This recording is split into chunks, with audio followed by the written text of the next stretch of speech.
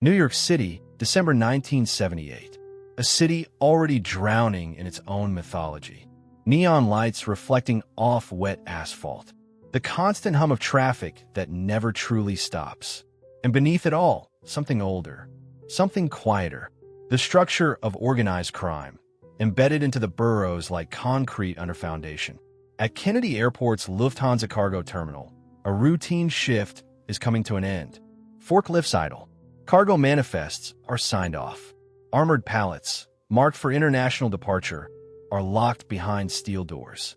Among them, one shipment stands out, though few inside the system fully understand its significance. It is money, not small amounts, not incidental cash flow. Millions in bundled U.S. currency being transferred under the protection of routine procedure and institutional trust. But trust, in this world, is only another word for vulnerability. What is about to unfold will become one of the most infamous heists in American criminal history. Yet at this point, it exists only as rumor, strategy, and quiet conversations in back rooms where the air always smells faintly of cigarette ash and paranoia. At the center of this story stand a man named Jimmy Burke, also known as Jimmy the Gent. He is not a made man. That detail alone defines his entire existence inside the hierarchy of organized crime. In the rigid structure of the Italian-American Mafia, bloodline and ceremony determine rank. Burke exists outside that structure, yet dangerously close to it. He operates in the shadows between legitimacy and chaos, where rules are enforced not by law, but by consequence. Burke's reputation is not built on ceremony. It is built on outcomes. Investigators later described him as methodical, but volatile, charismatic in a controlled way, a man capable of planning complex criminal operations with precision, yet equally capable of erupting into uncontrolled violence when things shifted outside his expectations. His network is composed of associates rather than soldiers. Men like Henry Hill, a liaison between worlds, not fully Italian, and therefore never fully accepted, yet useful in ways traditional mob structure could not ignore. Hill moves between crews, delivering information, laundering money, and facilitating access. There are others, a rotating cast of enforcers, drivers, lookouts, men bound not by loyalty in the romantic sense, but by mutual exposure. Each knows too much about the others to safely leave. This is how Burke builds his operation. Not through hierarchy, but dependency. By late 1978, Burke's attention turns toward a specific opportunity. Lufthansa Airlines has become a weak point in the system. Cargo handlers are underpaid. Security protocols exist more on paper than in practice. And most importantly, word begins to circulate about unusually large cash shipments passing through the terminal. The idea does not emerge fully formed. It is refined over time through observation and intelligence gathered from inside the airport ecosystem. According to multiple documented accounts, the initial tip comes from someone working directly within the facility. A detail mentioned casually, almost carelessly, the kind of information that only becomes dangerous when repeated to the wrong ears. Burke hears it, and he does not forget. What follows is months of planning. The crew begins studying shift changes, security rotations, entry points, exit routes, license plates in employee parking lots. Every layer of routine becomes a potential weakness. Burke insists on control, absolute control, the kind that does not tolerate improvisation unless it is necessary for survival. Yet, paradoxically, the plan itself depends on unpredictability, on overwhelming a system that assumes no one would dare attack it directly. Inside the airport, life continues normally. Workers complain about overtime. Supervisors sign paperwork they barely read. Steel doors close on millions of dollars, as if sealing away nothing more than ordinary freight. But outside, the structure of the robbery is taking shape. Burke selects his crew carefully. Each man assigned a function. Drivers ready to move quickly. Enforcers prepared for intimidation, not negotiation. Inside men tasked with opening access points at the correct moment. The timing is critical. The window of vulnerability is narrow. Too early, and security increases. Too late, and the shipment disappears into international transit. Everything depends on synchronization. As Christmas approaches, tension begins to build within the crew. Not outwardly, but in subtle ways. Conversations shorten. Trust becomes quieter. Every man understands the scale of what is being attempted, even if few speak it aloud. This is not a street-level robbery. It is an operation targeting institutional infrastructure, a direct violation of one of the most secure economic pipelines in the country. And yet, there is confidence, because Burke has done this before in smaller forms. Truck hijackings, airport thefts, armored car interceptions. Each success reinforcing the belief that systems, no matter how large, are always vulnerable at the human level. But this time, the stakes are different. The shipment at Lufthansa is unusually large. Large enough that failure is not simply an inconvenience. It is extinction. By mid-December, the crew begins positioning. Surveillance intensifies. Vehicles are prepared. Weapons are distributed and then rechecked repeatedly, as if repetition alone can guarantee control over uncertainty. Inside the airport, nothing changes. That is what makes it possible. On the night before the operation, Burke gives instructions in fragments, never in full sentences, never in ways that could later be reconstructed as intent. This is discipline born from experience. Words are liabilities. Memory is evidence. The men understand what is expected of them, or believe they do. Somewhere in the background of all this preparation, there is another layer forming, a pressure that is not yet visible, the kind that only becomes clear after everything has already collapsed. Because in this world, large operations do not fail loudly at first. They fail quietly in the smallest assumptions. A guard who changes a route without reporting it, a delay in paperwork, a shift that runs 5 minutes longer than expected. Minor disruptions that no one considers significant, until they are. And as midnight approaches on the day before the heist is set to begin, one final detail begins to surface inside the crew's planning circle. An inconsistency in timing that does not fully align with the expected shipment schedule. It is small, almost dismissible, but Burke notices it. And for the first time, according to later accounts, he does not immediately correct it. He simply stares at the information and says nothing. Outside, the airport lights continue to sweep across the tarmac in slow, mechanical rhythm. Planes rise and fall like clockwork. Cargo doors open and close without hesitation. But inside the planning room, something has already shifted. The operation is set in motion. And what no one yet realizes is that the system they're preparing to exploit may already be aware of them in ways they do not understand. A detail is missing. A piece of timing is off. And in the world of organized crime, when the smallest detail does not fit, it rarely means nothing. It usually means everything. And the crew is about to find out exactly which one it is. It usually means everything. And the crew is about to find out exactly which one it is. The night of the operation arrives with an unsettling stillness over Kennedy Airport. There is no dramatic shift in atmosphere, no obvious signal that something irreversible is about to unfold. The terminals continue their cycles of arrivals and departures. Cargo handlers move with routine efficiency. Security personnel remain stationed at their posts, unaware that their predictable patterns have already been studied in detail by men who have spent months mapping their weaknesses. Inside a nearby vehicle, the crew waits. Engine off. Lights low. Conversations reduced to silence, broken only by brief confirmations. Each man understands his role, yet none of them speak as if certainty exists. In operations like this, certainty is always an illusion maintained only until the first unexpected variable appears. Jimmy Burke does not appear anxious. He rarely does in moments like this.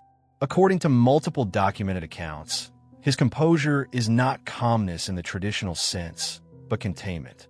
A controlled pressure that holds until it no longer can. The timing is precise. Too precise for improvisation. The plan depends on entry during a narrow window, when security is minimal and cargo transfer protocols are at their most vulnerable. At the airport, Inside the Lufthansa cargo building, the final shipments of the evening are being processed. Among them is the target. Containers holding millions in bundled currency, sealed and logged as standard international freight. The system treats it as ordinary procedure. That assumption is the foundation of its failure. Inside access is already compromised. An employee working within the facility, already aligned through coercion or financial incentive, depending on the account, facilitates entry points. Doors that should remain secured are opened without alarm. Cameras that should observe critical corridors are blind to movement that has been carefully timed to avoid detection. The crew moves in, not rushing, not hesitating, operating with the structured urgency of men who understand that speed is only useful when paired with control. Once inside, the shift changes immediately. Routine becomes disruption. Guards are confronted first, not with chaos, but with direct, overwhelming presence. Weapons are displayed not for spectacle, but for immediate compliance. Resistance is minimal. The element of surprise is absolute. And in this world, surprise is often indistinguishable from authority. Employees are ordered to the ground. Voices are kept low. Instructions are precise. Panic is not allowed to develop into unpredictability. The cargo area is secured within minutes. What follows is the systematic loading of cash containers into waiting vehicles. Bags are heavy, not just in weight, but in implication.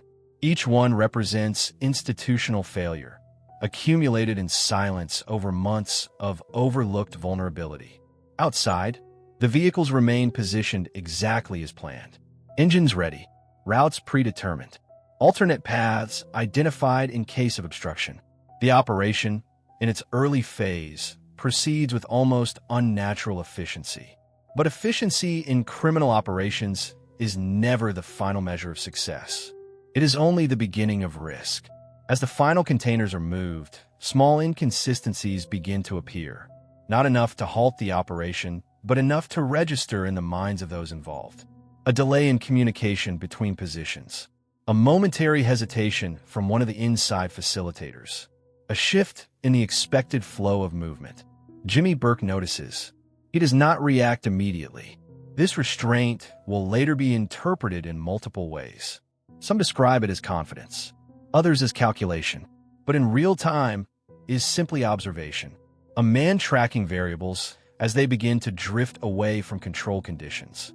The vehicles depart the airport one by one, blending into the early morning traffic patterns that offer cover for movement.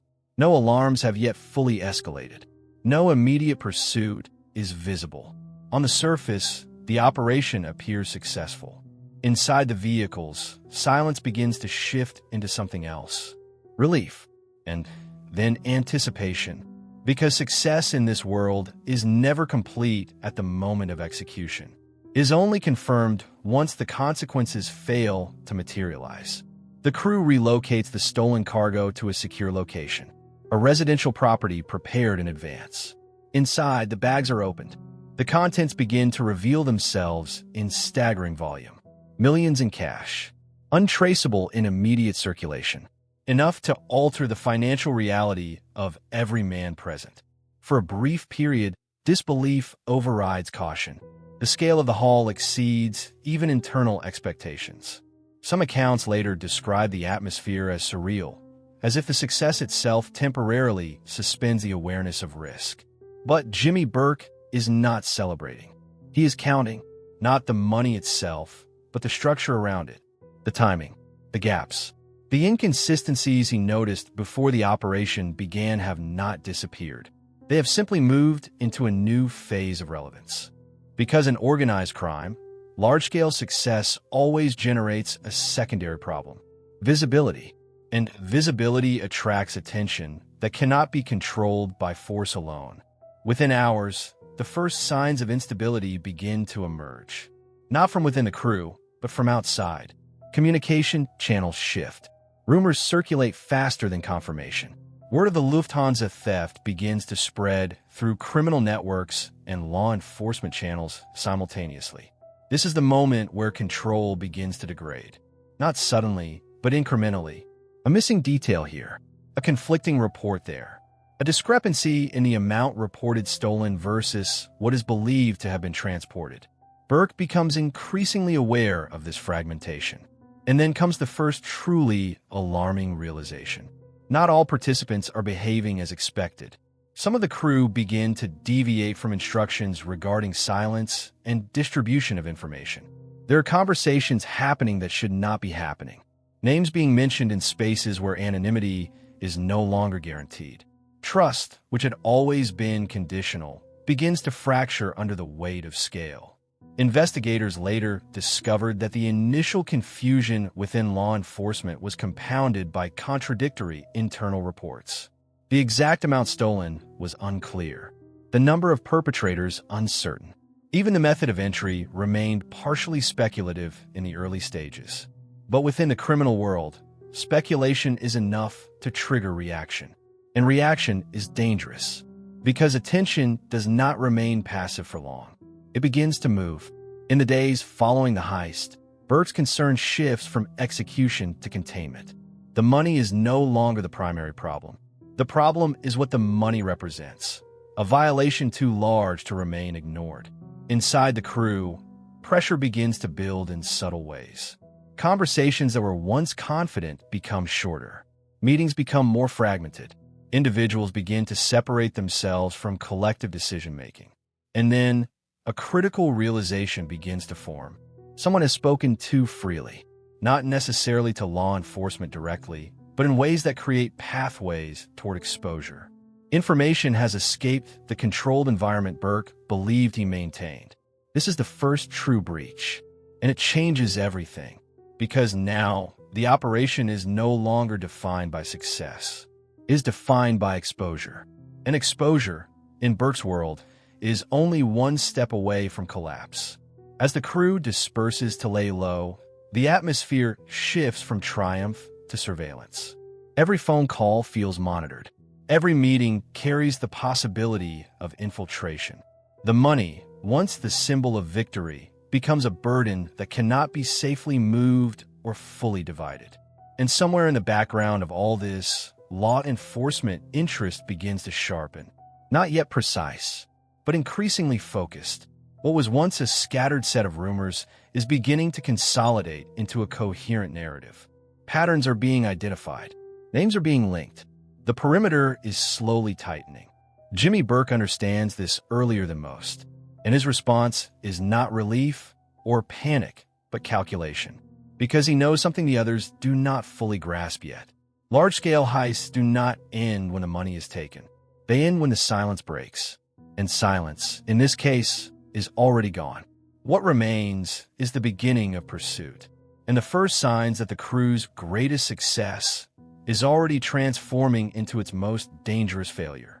And the first signs that the crew's greatest success is already transforming into its most dangerous failure. In the weeks following the Lufthansa heist, the illusion of control begins to dissolve.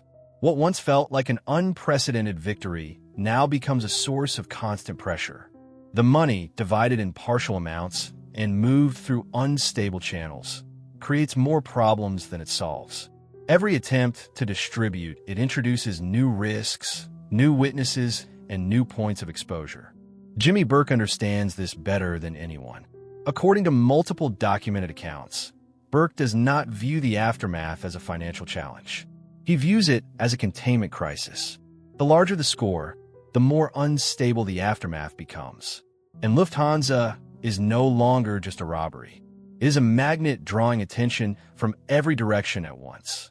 Inside law enforcement, the investigation begins to take shape in fragmented form. At first, it is confusion.